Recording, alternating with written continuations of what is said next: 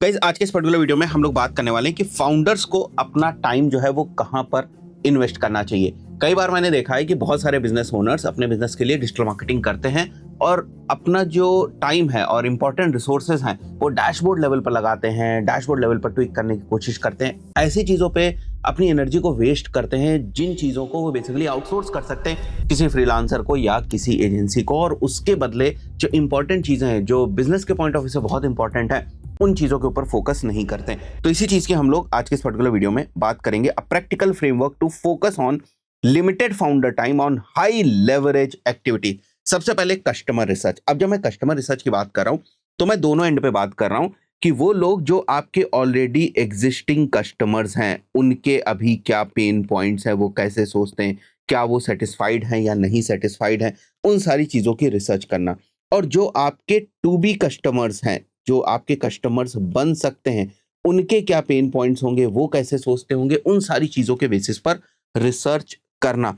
अब इसके लिए आपको खुद से ना जो सेल्स कॉल्स वगैरह है उनमें बैठने की जरूरत है। कुछ सेल्स कॉल्स आप करिए, कुछ सेल्स कॉल्स आपकी टीम करेगी। जब तक आप खुद से सेल्स कॉल्स नहीं करेंगे, जब तक खुद से प्रोस्पेक्ट से बात नहीं करेंगे, तब तक आप जो है उस चीज को समझ नहीं पाएंगे कि सामने वाला प्रोस्पेक्ट क्या चाहता है। तो you have to basically do 12 to 20 customer interviews. आपको ऑब्जेक्शंस खुद से मैप करने हैं।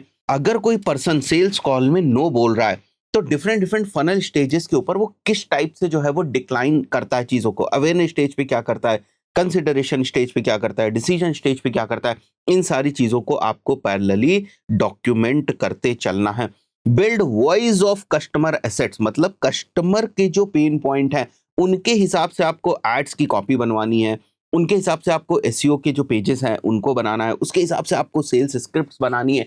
ये सारी चीजें आप ही कर पाएंगे, सारे सिस्टम्स आप ही फिक्स कर पाएंगे। A founder has to review recordings weekly. अपना आप टाइम फ्रेम बना लें कि आप कितना टाइम जो है आवर्स के टर्म्स में आप पर वीक जो है वो देने वाले हैं। तो इस हिसाब से अगर आपका एक टाइम टेबल बन जाएगा तो आप बेहतर कस्टमर रिसर्च कर पाएंगे। सेकंड, आपको किस चीज के ऊपर फोकस करना है? पोजीशनिंग के ऊपर और ऑफर डिजाइन के ऊपर। अब इन चीजों में एजेंसीज भी आपकी मदद करती हैं, बट लीड आपको ही करना है।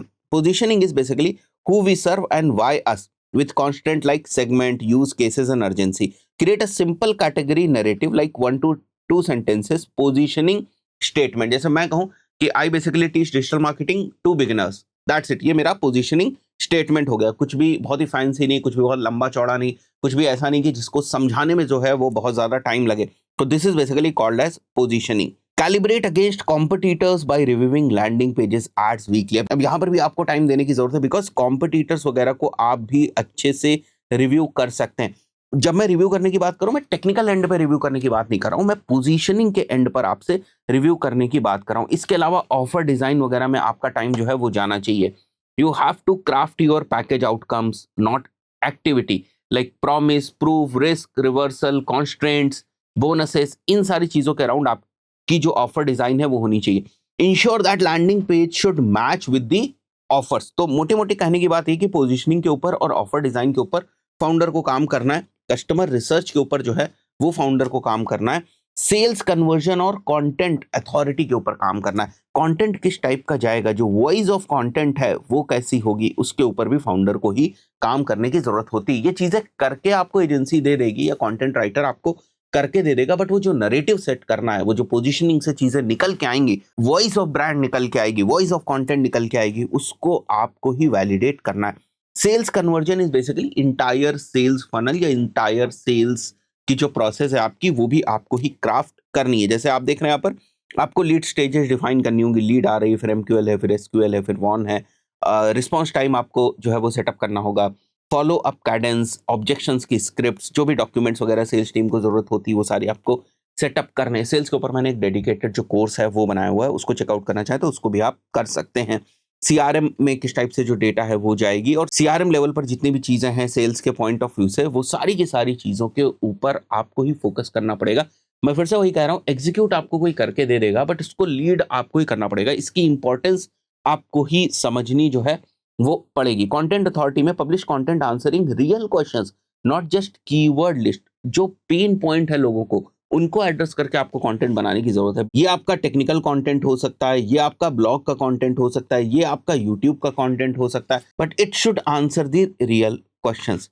Prioritize helpful, reliable, people first content. Build proof assets like case studies, checklist, and repurpose them whenever required. Next is data infrastructure and retention. अब ये भी बहुत इंपॉर्टेंट चीज है जहां पर आपको टाइम देने की जरूरत है। Now data infrastructure is basically implement and validate conversion tracking, configure conversion windows, align attribution models, reporting tools for your business matrices और business numbers. अब ये सारी डेटा बेस्ड चीजें हैं, टूल्स हैं, इनको आपको मेक श्योर करना है कि प्रॉपरली इंटीग्रेट हो पाए। And then retention and experience, that is basically post purchase behaviour, like improve onboarding, delivery and post purchase experience moments, create feedback loops, net promoter score, churn interviews, and launch referral system for constant revenue, leverage loyalty economics to compound profit effects. इन सब चीजों पे आपको brainstorm करने की जरूरत है as a founder. But founders क्या करते हैं, वो लग जाते हैं डैशबोर्ड लेवल की चीजों को चेक करने में। डैशबोर्ड लेवल पर बहुत सी छोटी छोटी चीजें होती है, कैंपन्स को क्रिएट करना, उसमें सेटिंग्स को मॉनिटर करना, ये सारा काम बेसिकली फाउंडर का नहीं है। फाउंडर का काम है इन सारी प्रोसेसेस को, इन सारे सिस्टम्स को फिक्स करना, यहाँ पर टाइम इन्वेस्ट करना, और एक बार ये सारे सिस्टम फिक्स हो जाए उसके बाद कॉन्टिन्यूअसली इसी सिस्टम को और ज्यादा इंप्रूव करते रहना, इसकी ही एफिशिएंसी को और बेहतर करते जाना। आशा करता हूँ जो मैं पॉइंट आपको समझाने की कोशिश कर रहा था वो आपको समझ में आया होगा। अगर आपके कोई डाउट्स है तो कमेंट करके जरूर पूछेगा। इस पर्टिकुलर वीडियो में इतना ही, मिलते हैं नेक्स्ट वीडियो में। Till then, good bye.